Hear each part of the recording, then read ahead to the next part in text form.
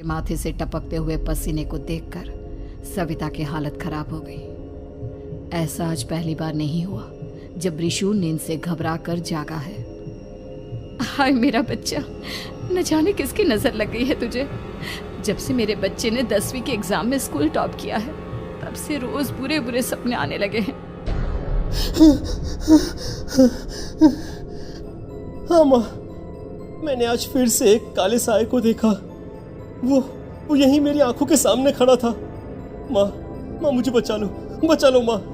वो मुझसे कह रहा था कि मुझसे बदला लेगा। माँ कहीं ये प्रशांत। चुप कर, कैसी बात कर रहा है? दोबारा उसका नाम मत लेना। तुझे पता है ना, उस प्रशांत ने आत्महत्या कर ली, तो बार बार उसका नाम मत लिया कर। मम्मी, क्या सच में प्रशांत ने आत्महत्या की थी? चुप कर, बहुत सवाल पूछता है आजकल। और फिर रात के वक्त सविता के पूरे घर में एक अजीब सा काला धुआं छाने लगा। गहरी नींद में सोई सविता की जैसे ही आंख खुली उसका दम घुटने लगा। वो दौड़कर रिशु के रूम की तरफ गई जहां उसके दरवाजे पर घूमती एक काली परछाई देख वो बुरी तरह से घबरा गई। कौन है वहां? कौन है? सामने आओ। ये मैं हूँ, तुम्हारी काली करतूत।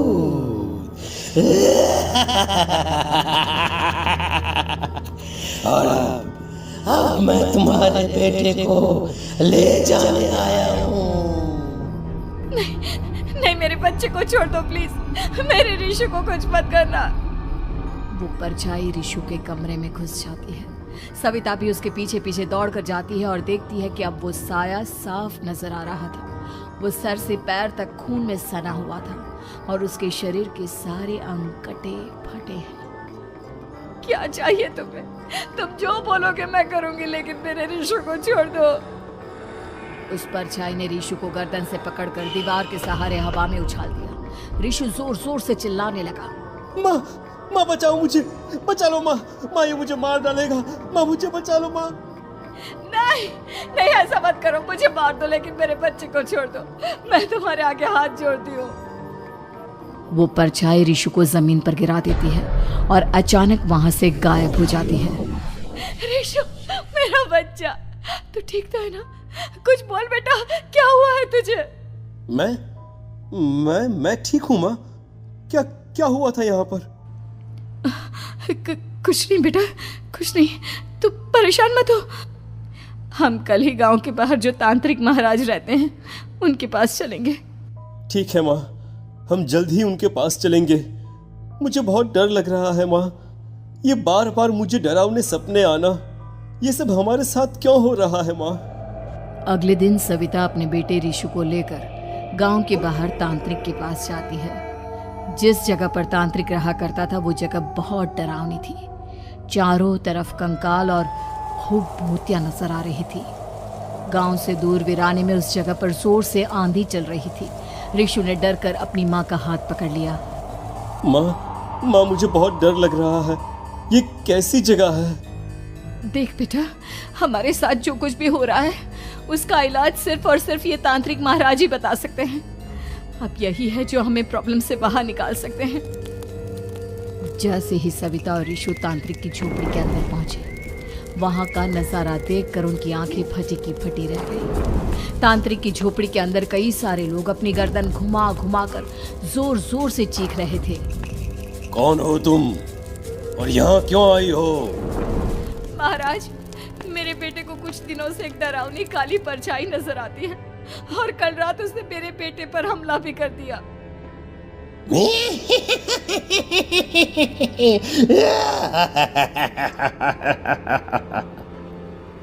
मम्मी हमें यहाँ से चलना चाहिए। ये जगह मुझे ठीक नहीं लगती। नहीं बेटा, ऐसा नहीं कहते। रुक जाओ, 2 मिनट के लिए रुक जाओ। क्या कहा? काली परछाई?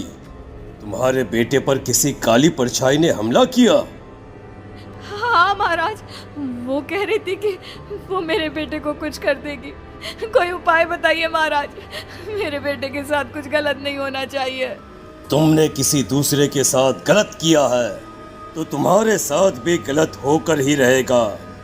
तुमने किसी की जान ली है, किसी को मार डाला है तुमने। नहीं महाराज, मैंने ऐसा कुछ नहीं किया। मैंने किसी की जान नहीं ली। मुझे कोई उपाय बताइए। लगता है तुम इतनी आसानी से नहीं मानोगी।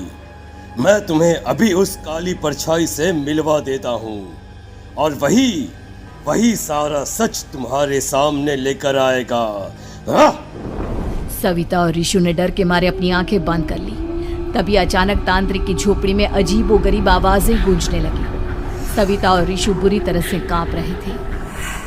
आंखें खोलो और अपने सामने देखो। क्या यही है वो जिससे तुम कल रात को मिली थी? बताओ मुझे। हाँ, इसने कल रात मेरे बेटे के ऊपर हमला किया था। ये उसी लड़के की भटकती हुई आत्मा है जिसे कुछ दिन पहले तुमने मार डाला था। मम्मी ये महाराज क्या कह रहे हैं?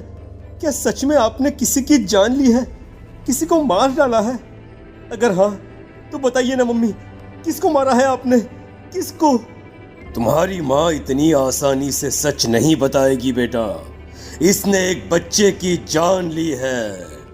कहीं उसका नाम प्रशांत तो नहीं महाराज? वो मेरा दोस्त है, मेरा मतलब मेरा पड़ोसी है। सही पहचाना। देखा सविता, तुम्हारा खुद का बेटा भी जानता है कि तुमने किसी के प्राणों की बलि चढ़ा दी और इसीलिए अब उसकी बुरी आत्मा तुम्हारे घर में भटकती है। मुझे माफ कर दीजिए महाराज, मुझसे बहुत बड़ी गलती हो गई। प्रशांत हमारे पड़ोसी का बेटा था। हर बार उसके नंबर मेरे बेटे से ज्यादा आते थे और इसलिए मैंने उसके कमरे के बाहर काला जादू किया था, पर मुझे नहीं पता था कि वो मर जाएगा। तुम्हारे उसी काले जादू वाली गुड़िया के अंदर एक बुरी आत्मा थी जिसने उस बच्चे के दिमाग पर बुरा असर कर दिया और उसी की वजह से उस लड़के ने अपनी बालकनी से कूदकर आत्महत्या कर ली। इसकी वजह सिर्फ और सिर्फ तुम हो, तुम। नहीं महाराज, जो कुछ भी हुआ मुझे नहीं पता था कि प्रशांत अपनी जान दे देगा। प्रशांत की आत्मा इस वक्त तुम्हारे सामने खड़ी है, हमसे बात करना चाहती है। बोलो क्या कहना चाहते हो? मैं जीना चाहता था, बड़ा होकर कुछ बनना चाहता था। आपके बेटे से मुझे कोई परेशानी नहीं थी। अरे वो तो मेरा अच्छा दोस्त था। मुझे माफ कर दो बेटा, मुझसे बहुत बड़ी गलती हो गई, मुझे माफ कर दो। माफ करने से मुझे वापस जिंदगी नहीं मिल जाएगी। मेरे माँ बाप आज भी मेरे लिए रोते हैं। आपने मेरे साथ बहुत गलत किया है, बहुत गलत। और तभी अचानक प्रशांत की आत्मा वहां से गायब हो जाती है। सविता जोर जोर से रोने लगती है। सुन लिया तुमने? ये तुम्हारे अपने ही किए हुए पाप हैं जो इस तरह से तुम्हारे सामने आ रहे हैं। माँ, ये आपने अच्छा नहीं किया। सिर्फ 10th बोर्ड के एग्जाम में मैं टॉप कर पाऊं, इसलिए आपने मेरे दोस्त के ऊपर काला जादू कर दिया। नहीं मम्मी नहीं, अब हम कभी खुश नहीं रह पाएंगे, कभी नहीं। मेरे दोस्त की आत्मा को कभी शांति नहीं मिलेगी मम्मी, कभी नहीं। लेकिन मैंने जो कुछ भी किया सिर्फ तुम्हारे लिए किया। वो लड़का हमेशा फर्स्ट पोजीशन पर आ जाता था और इस वजह से हमेशा तुम्हारे मार्क्स कम पड़ते थे। मैंने तो सिर्फ उस पर एक छोटा सा काला जादू किया था बेटा। मुझे क्या पता था कि उसका ये नतीजा निकलेगा। जिस गुड़िया को तुमने उस लड़के के कमरे के दरवाजे पर लगाया था, दरअसल उसके अंदर एक बुरी आत्मा का प्रवेश हो गया था, जैसा कि अक्सर काला जादू करते समय हो जाता है। मुझे अपनी गलती का एहसास हो गया है। मैं प्रायश्चित करना चाहती हूँ, आप बताइए मैं क्या करूँ? प्रशांत के घर जाकर उस काली गुड़िया को वहां से निकालकर यहाँ लेकर आओ। मैं उसे आग में जलाकर राख कर दूंगा और उसके बाद प्रशांत की आत्मा को हमेशा के लिए मुक्ति मिल जाएगी।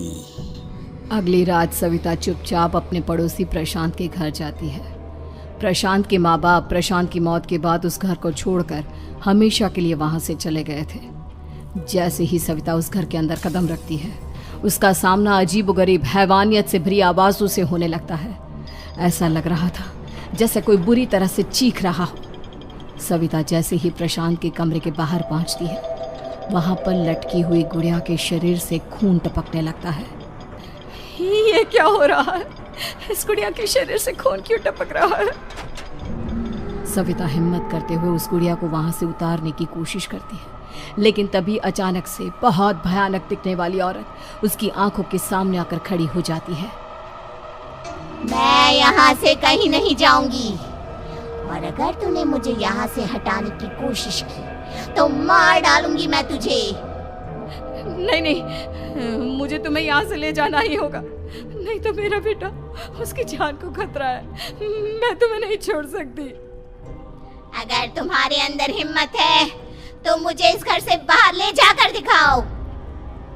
और ऐसा कहकर वो औरत सविता के ऊपर हमला कर देती है और उसे हवा में उछाल उछाल कर जमीन पर पटकती है। लेकिन तभी अचानक मौका देखकर सविता अपने हाथ में ली हुई सुई उसके हाथ में चुभो देती है। हाथ में सुई लगते ही वो औरत जमीन पर तड़पने लगती है। ये क्या किया तूने? ये क्या कर दिया? तुझे ऐसा नहीं करना चाहिए था। तांत्रिक ने मुझे कहा था कि तुझसे जीतने का सिर्फ यही एक तरीका है जिससे मैं अपने पापों का प्रायश्चित कर सकती हूँ और अपने बेटे की जान बचा सकती हूँ। और उसके बाद वो डरावनी दिखने वाली औरत एक छोटी सी जादुई गुड़िया में तब्दील हो गई और सविता ने उसे ले जाकर तांत्रिक को दे दिया। तांत्रिक ने जादुई गुड़िया को आग के हवाले कर दिया।